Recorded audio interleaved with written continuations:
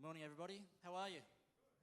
Lovely to see you. I'm Mark, and I'm the pastor here, and it's good to see some new faces today that I don't think I've seen here before. Welcome if you're a guest. It's great to have you. And if you're someone who's not in touch with what's going on here at Chatswood Church, Natasha, could you raise your hand for us? Natasha's right up the back. She's probably wondering why I'm asking you to raise a hand. Sometimes there is assumed knowledge here. But if you want to keep in touch, Natasha sends out an email once a week and she will connect you with the information of what's going on. So come and talk to Natasha at the back and give her your contact, and you can stay in touch with what's going on so that you're in the know. We would love to have you as part of our church if you're just visiting with us today. If you're just dropping in to say hello and going back to your church, please send our love to your church and blessings there as you get involved. Today on the screen, I want to show you where I'm going to head with my short message. I'm going to talk to you about my good Samaritan. And then I'm going to talk about neighbour love with Jesus. Then I'm going to get you to engage perhaps with a grid. For some of you, maybe it needs to be called a grid of shame. We'll find out.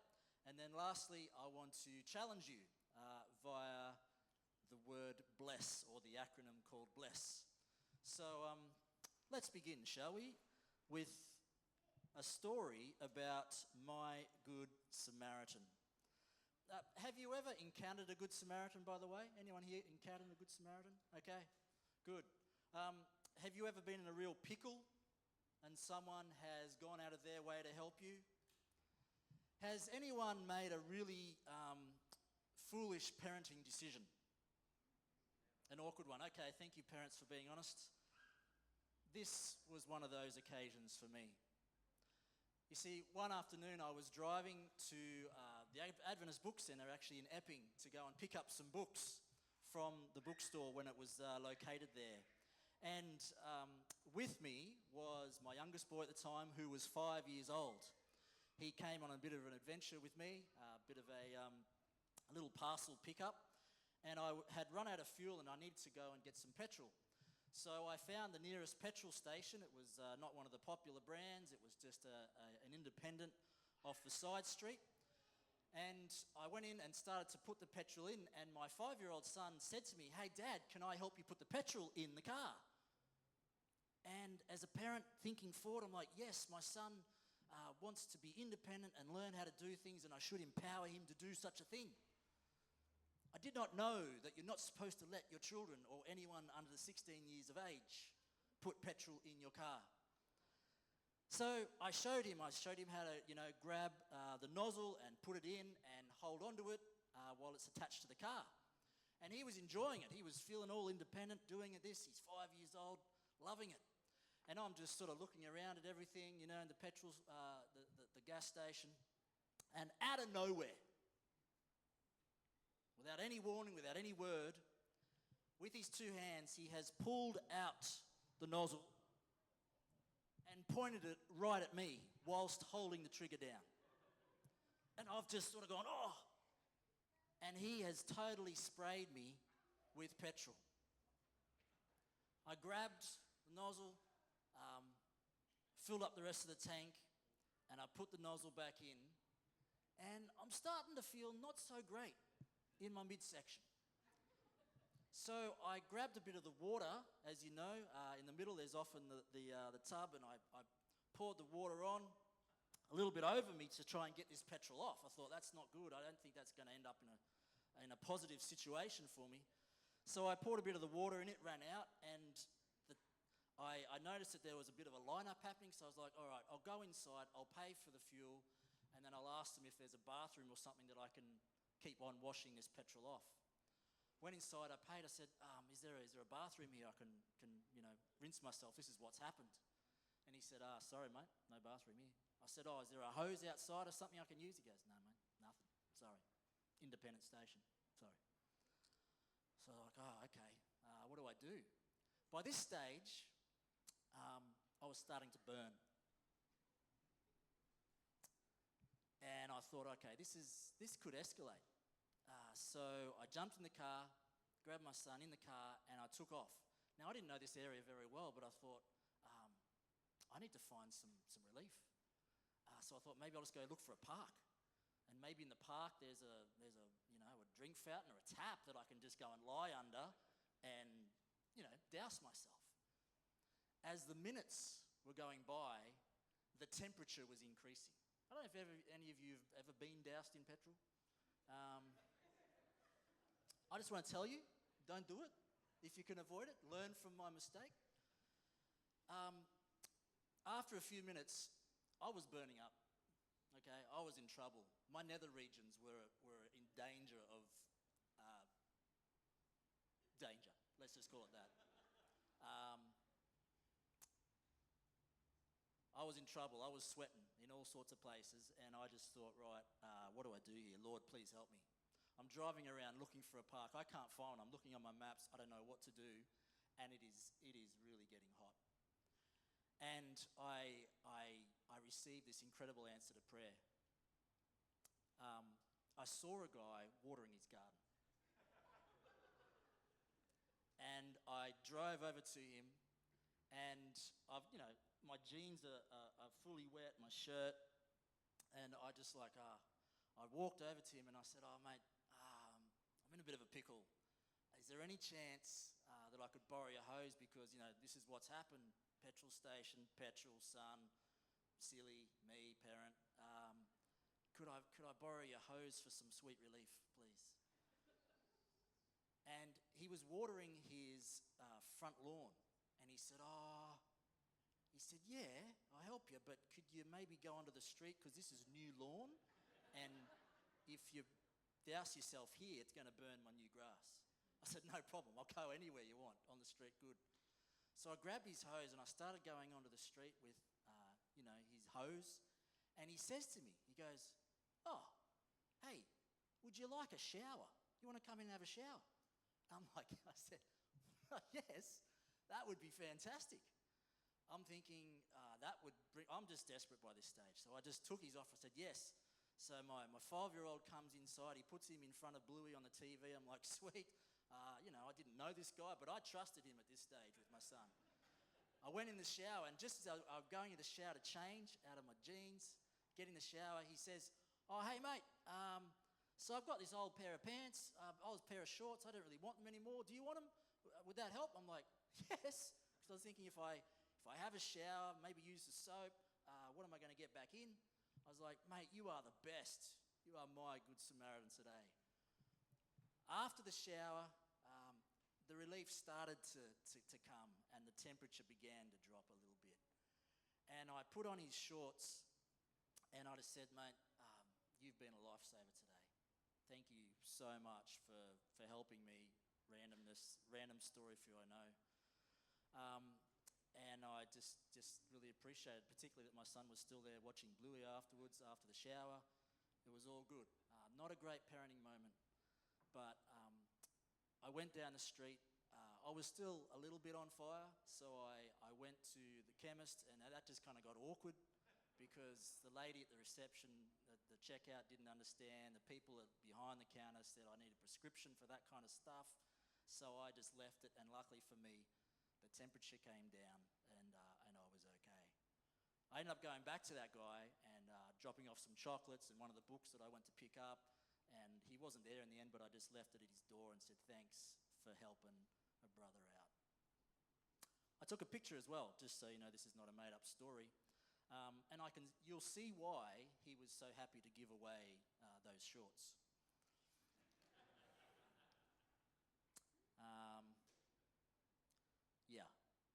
An awkward situation.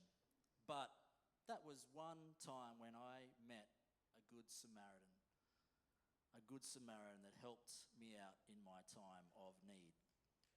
I'm wondering if you can turn with me to a story that Jesus shared, a story that most of you will know.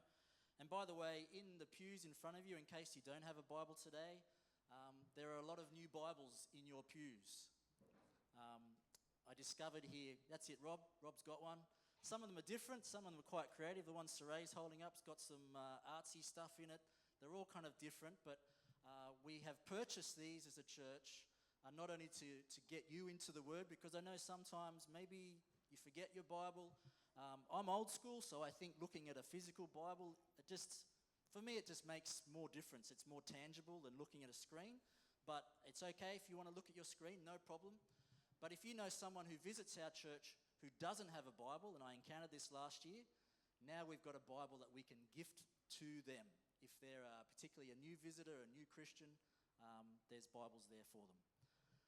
Our Bible passage today, our Bible story is Luke chapter 10. And in verse 25, we come across someone who is trying to trip up Jesus. Perhaps get out of something, perhaps challenge him. And this person is described as an expert. And you'll come across these people occasionally, an expert in the law. My Bible says this in Luke chapter 10 and verse 25. One day, an expert in religious law stood up to test Jesus by asking him this question. Teacher, what must I do to receive eternal life? Jesus replied, what does the law of Moses say? How do you read it? The man answered, you must love the Lord your God with all your heart and all your soul and all your strength and all your mind, and love your neighbor as yourself. Right, Jesus told him. Do this and you will live. This man had correctly described the essence of the law. If you were to summarize the 10 Commandments, love for God, love for people. The first 4 of the 10 Commandments is about loving God. The last 6 is about loving people. A lot of people get confused about what their purpose is in life, and they try and find, what's my purpose, Lord? To me, it's actually kind of simple. That's it right there on the screen. Love God, love people. We've been endeavouring to talk to you this month about the importance of connecting with Jesus. And I shared with you a couple of weeks ago how I've been struggling to do that for the last few months. Even as a pastor, that is a challenge to remain connected to God, to make sure He's a priority, to carve out time to read my Bible. So I mess up, so we try to encourage you to find some creative and different and new ways to connect with God this year. So this man summarized it. Love God, love people. And Jesus said, yes, do that and you will live.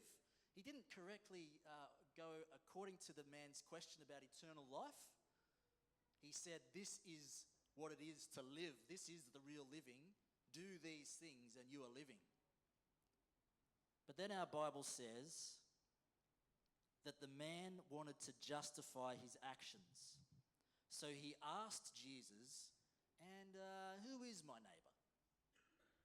Who is my neighbor?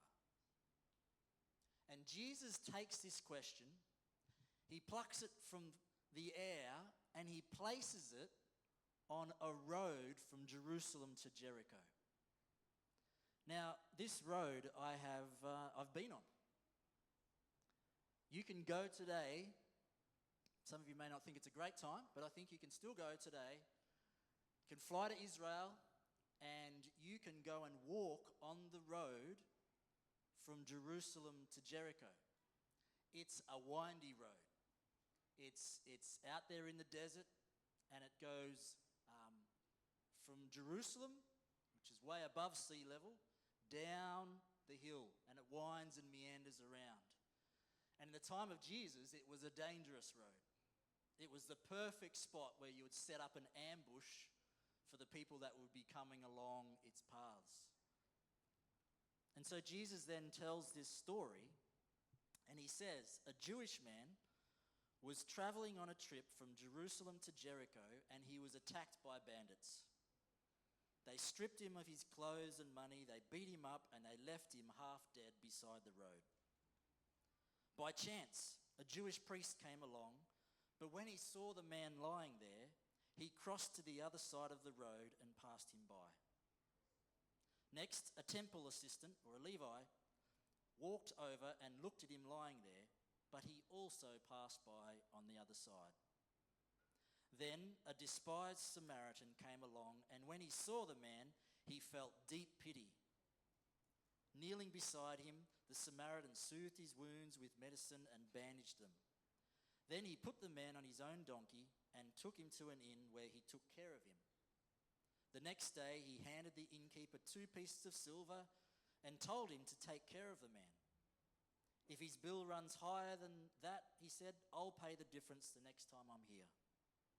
Now, which of these 3 would you say was a neighbour to the man who was attacked by the bandits? Jesus asked. The man replied, the one who showed him mercy.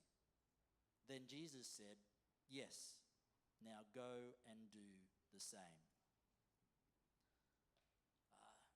An old story that you've heard before, most of you. An incredibly poignant story for our times today. There's always been major tensions in the Middle East, in the Bible lands, in the Holy Lands. And it continues today, and everyone's trying to solve it. Everyone's got an idea of what to do about it. The latest idea you've probably heard in the news this week is about relocating a bunch of people to some different countries so that there can be peace. Now, there's great problems with that simple plan. Jesus had other ideas. He said, the simple solution, or maybe it's not simple, maybe it's simple, but it's also challenging, it's also difficult, is to love your neighbour. This guy tries and gets out of it by saying, oh, who's my neighbour? And Jesus effectively says, anyone you pass by, anyone who's within your sphere, anyone who's in your space, anyone you meet from day to day. And so a question I want to ask you is, are you a good neighbour? Are you a good neighbour? Or perhaps we should ask another question. Do you even know your neighbours? Do you know your neighbours' names? You know, many of us in Sydney, we live in small spaces. We don't have lots of land. So some of us live in apartments where we have people beside us and below us and in front of us. But do we actually know their names? Do we know them? Some of us live in streets, and yes, it may not be as tight living as apartments, but we live within metres of people, and many of us don't know their names. And I'm one of them. I find it challenging to get to know my neighbours. So as a way of a little bit of a challenge, I'm wondering if you can pull out a piece of paper or pull out your phone and draw a grid that looks something like this. So like noughts and crosses. Some of you on your phone, I don't know about Android phones, but on iPhone you just go into a new note and hit the little pen, and then you can draw with your finger. Can you draw a grid, almost like a hashtag? Young people up the back, you're included in this challenge. I'd like to see who of your neighbours you know. So Izzy, I don't know if you've got a phone or a piece of paper, you can do it too. Put your house in the middle. I've just drawn a little house there, so that's your place. And then what I would like you to do is, can you write in the names of your neighbours that live to your left and to your right, over the road and behind you? Or over the hallway if you're in an apartment, or behind you. I'm going to give you a few moments. Can you write in the names, put it in as many names as you can. And if you don't know the person's name, just put a question mark. Put a question mark or leave it blank. Writing in the names of the neighbours that live in the closest spaces to you. And I'll even give you a bit of leeway. If you don't know those, you can even go out a bit further. Maybe you know someone 3 doors down. Put them a little bit further off the screen. Okay? I'll give you a couple of minutes. I'm going to do this as well, and then I'll come back.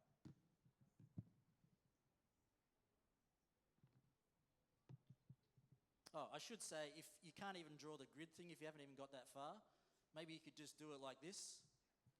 You can just write their names. So it's the grid minus the grid, if that makes sense. So you've got your house in the middle, and you're just writing people's names of who you may know in and around you. All right? Have a go.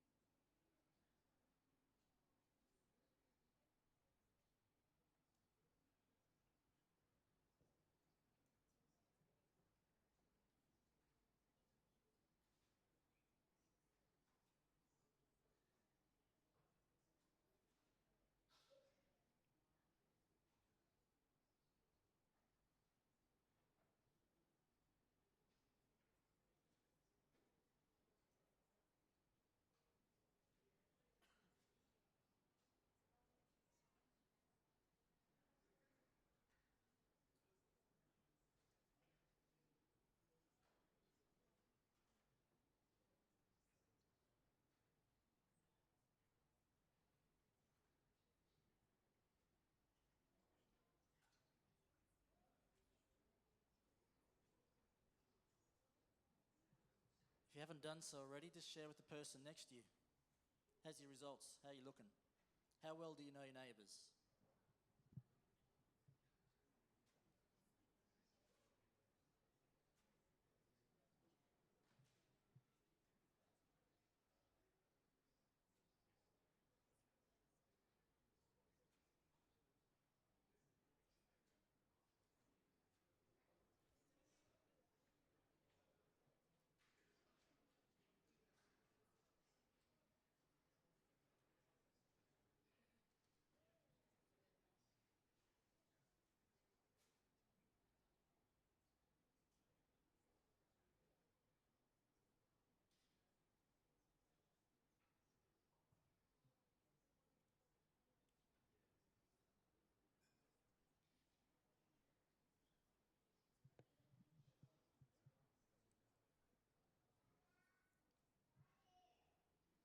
Okay. So, a lot of us look at this Good Samaritan story, and I'm assuming most of you, good people, you'd be like the Samaritan, right? You wouldn't walk over the other side of the road and just ignore the person who's in need, I'm sure, all right? But I don't think that loving your neighbour is only about just helping people who are in need on your path. I think it's also about actually going out and getting to know people. We often criticise places like Kurumbong or people who've grown up in the Adventist bubble. You ever heard of that kind of terminology? What I've learned is that we can all create our own bubble. We can all choose to stick to the same places in terms of church and work or whatever else, and we can actually be in our own bubbles even in Sydney. We can be in our own bubbles in our own home. We can choose to focus to care for just our own family, which is a great purpose and a great cause. But what about the people who need help? What about the people who don't know about Jesus? What do we do about them?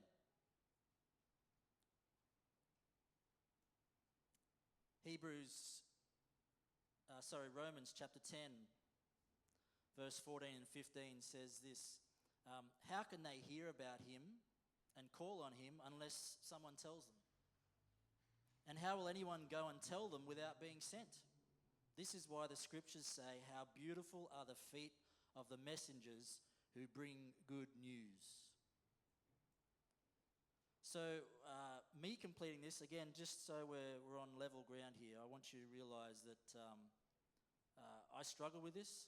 Naturally, particularly a bit with regard to meeting new people and getting to know neighbours, I'm a bit shyer. The ones in my street, most of them know that I'm a pastor because they see the pastors' families come through. I live in a church house. And my board isn't that great. It's actually got lots of question marks. I've got a lady next door who we've been in conflict with since we moved in because we wanted to put a cubby house on one side of our yard and it was too close to her fence, and she got very upset about that, and just made life really difficult for us, to put it simply. We've got neighbours in our street. It's one of those bit tighter streets. We've got one neighbour who owns about 7 cars and another one who owns about 5 plus a boat, and trying to reverse out our driveway each morning, sometimes I want to run into their cars, okay? It would just make it how much easier if we just played, dodgems. But look, some of them a lot of them just keep to themselves.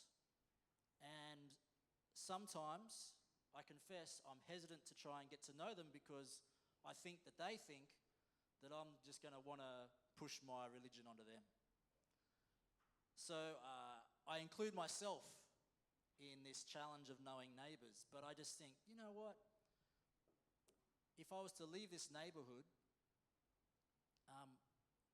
do they even know I exist or that I care? Do they think that I'm even actually a friendly person?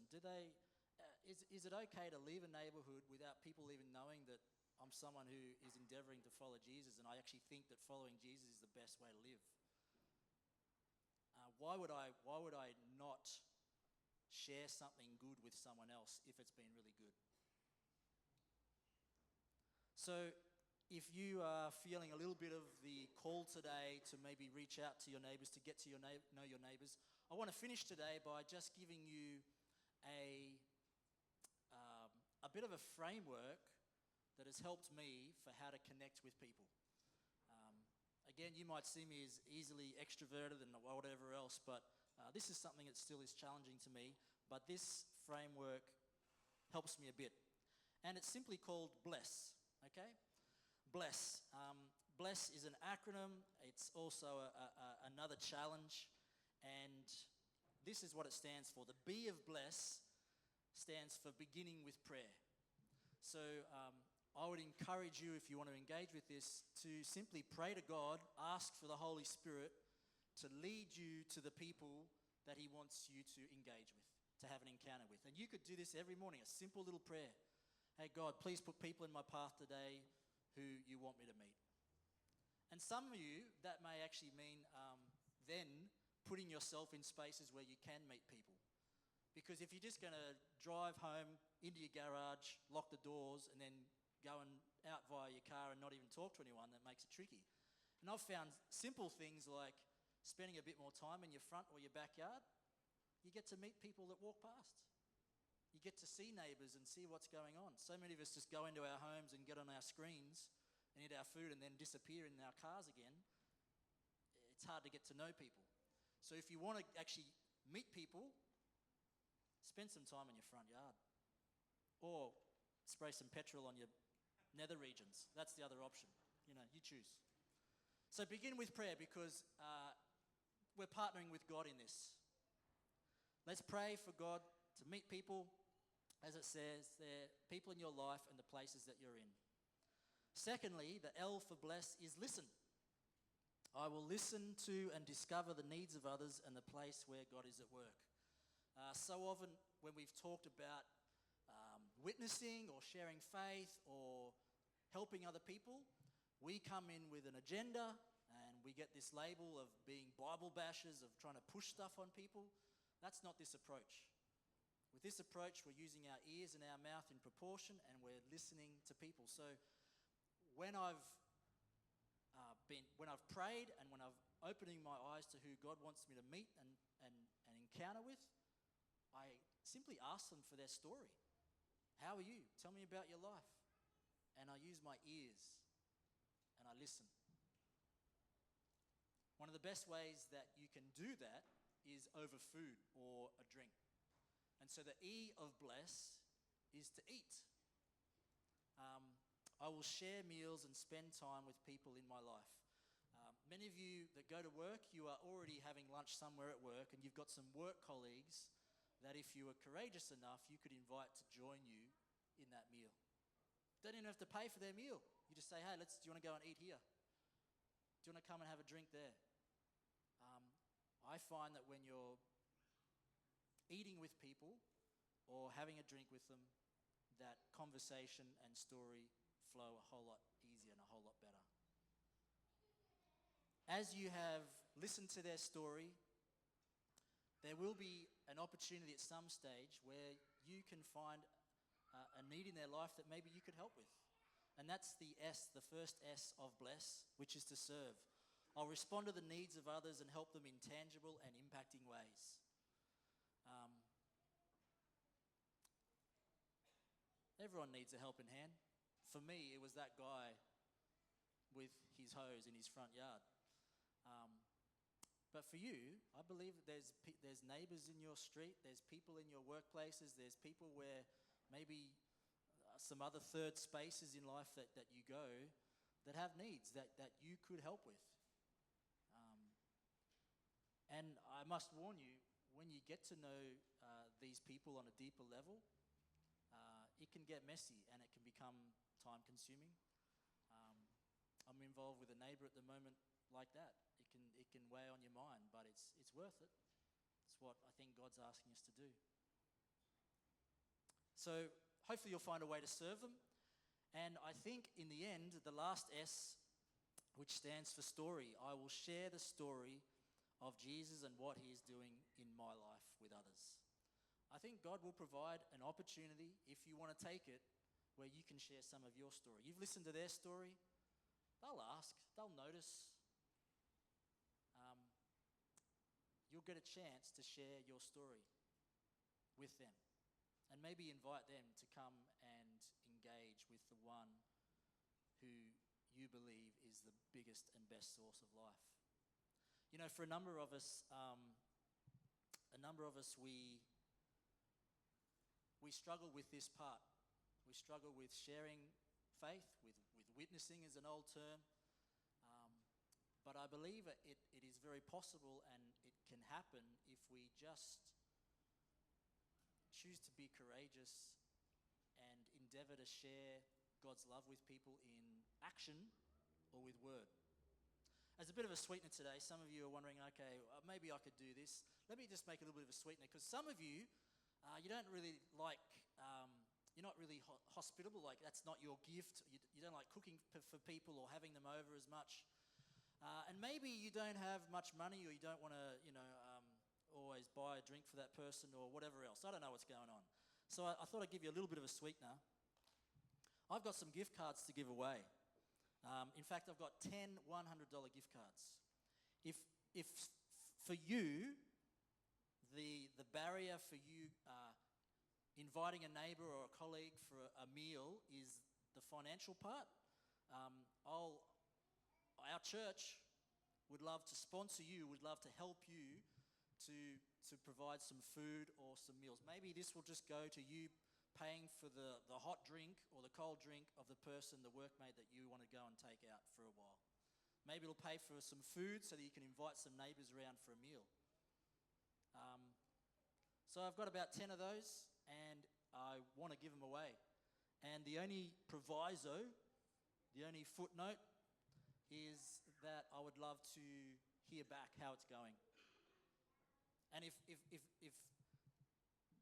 nothing else, if you just have people over and you get to know them, that's okay for me. I do not expect that they're going to come and sit in a pew here on a Sabbath.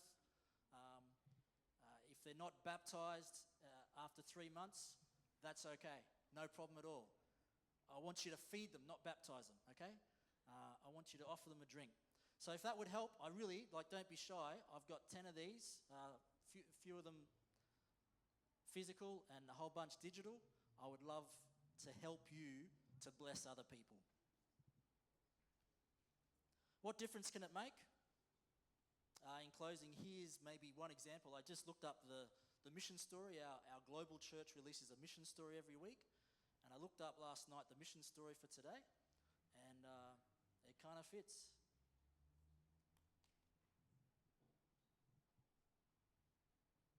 Let me go back for you so you can get that audio.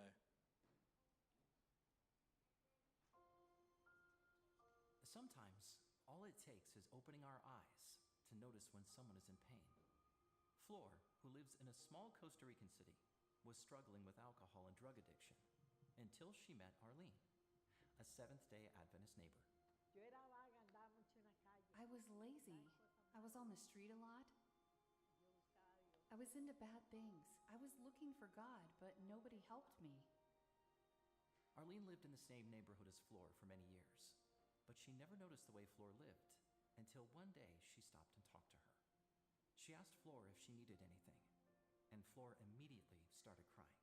That day I went to the shop and I bought something for her to eat, and I gave her. So I asked her, "You would like me to study with you?" So she said yes. So from that day I began to study with her. Arlene told her pastor about Flor. They brought food and studied the Bible with her on a regular basis. I come and I have prayer with her, and she loved this song, "Give me a new heart, my Lord." So in the morning when I come and pray with her, I put that music that she can hear it. Dame nuevo corazón, Señor. Dame nuevo corazón, Señor. Ay, Dios, qué linda. She decided to baptize. So she baptized in the church, and all of the members received her with a hug. And she was so happy because maybe she had many years that no one hugged her. until that day. Y yo sentía una alegría que ella I felt joy that she came here to pray with me in the morning, and that gave me a beautiful feeling in my heart. And then I started going to church. I was baptized, and I am happy. me bauticé y estoy contenta. Flora's life was transformed, and she's no longer struggling with addiction the way she was before. Like Flora, many people are facing difficulties and suffering in silence. They need our compassion, our support, and our prayers. As Seventh-day Adventists, we have a special mission to share the love of God with those who are struggling around us. Let us be aware of the people who are hurting in our communities and show them the hope and joy that we have in Jesus.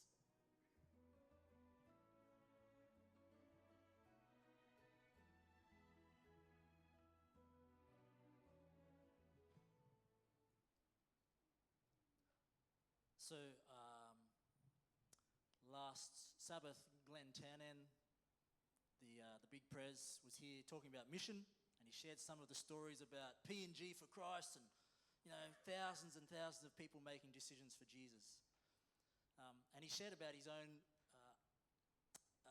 childhood in the mission field, the islands, Pacific Islands. The greatest mission field is no longer in the islands. It's right here. So today I'm not asking you to go and travel to the islands. I'm not asking you to even go and do Bible studies with someone, though that would be a good thing. I'm simply asking you to spend a bit more time in your front yard. I'm simply asking you to pray for the Spirit each day to lead you to people who need help. Even just to get to know their names, even just to be a friendly, caring person. And maybe when the opportunity arrives, sharing why you live as you live, why you follow someone called Jesus. For a lot of us, we focus so much on the love God part. Work on your relationship with God, spend time with God, and that's really important. And that is the thing that fuels your desire, hopefully, to go and want to love people. But sometimes you just got to reverse it. Sometimes the best way to actually engage with God is just to challenge yourself to go out and just love people, meet new people. To spend a little time outside your common circles of friends. To spend a little time even outside your family. And maybe just include other people in what you're already doing. I'm not trying to add hours to your already packed week. Why don't you just invite people into what you're already doing? When you're going for a drink or having a meal, why don't you invite someone else into that? Some of you do this really well already. Thanks for what you're doing. Some of you, like me, find this a bit harder to do. So, I just want to invite you into a new challenge this year.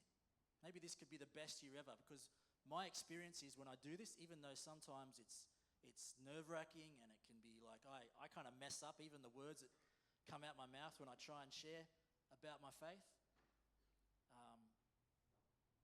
Man, I tell you what, I still feel alive. And maybe that's the thing that you've been missing. You've been going to church for most of your life, but you don't feel alive because there's no faith flowing through you. It's all this vertical stuff, which is good, but you've become spiritually obese. And it's time to go and share it with someone else in action or in word. Jesus, I just want to pray for the people today that maybe you're impressing to be courageous and go and bless someone else. Thank you so much for blessing us.